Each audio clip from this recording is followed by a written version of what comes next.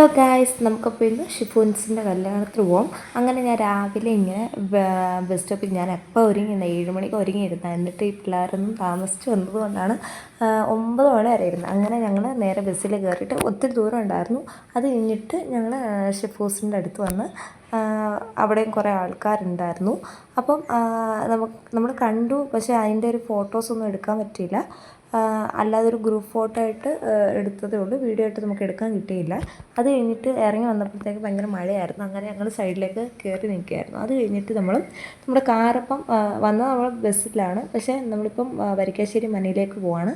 അതുകൊണ്ട് നമ്മുടെ ഫ്രണ്ടിൻ്റെ കാർ അവിടത്തേക്കാണ്.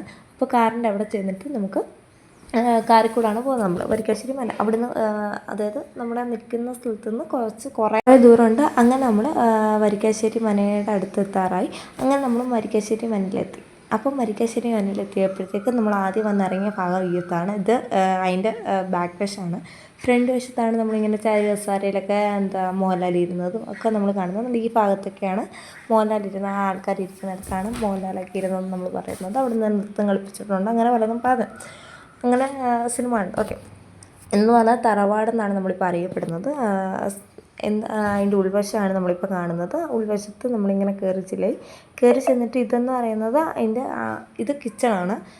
പണ്ടത്തെ അടുക്കളയാണ്. പക്ഷേ അടുക്കളയിൽ ഇങ്ങനത്തെ ഇത് വിറകടുപ്പിൻ്റെയാണെന്ന് തോന്നുന്നു. അത് കഴിഞ്ഞിട്ട് ഇത് ആട്ടുകല്ല്, നമ്മുടെ അരിയൊക്കെ ആട്ടുന്നത്.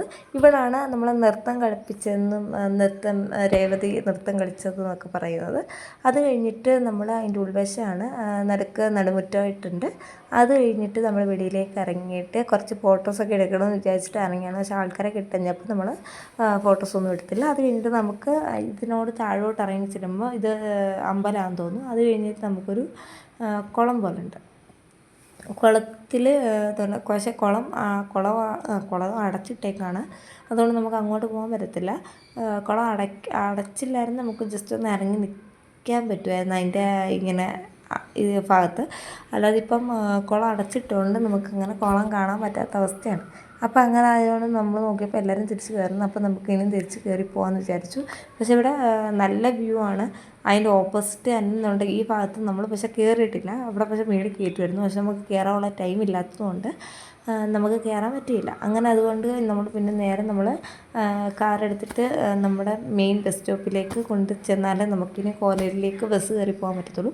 അതുകൊണ്ട് നമ്മൾ കാറിലാണ് നമ്മൾ അങ്ങോട്ട് വരെ പോകുന്നത്. കാറിലിങ്ങനെ പോയി കഴിഞ്ഞിട്ട് ഫ്രണ്ടിൽ കുറച്ച് ദൂരമുണ്ട്. അവിടെ ബസ് കയറി നമുക്ക്. Okay, bye guys, by.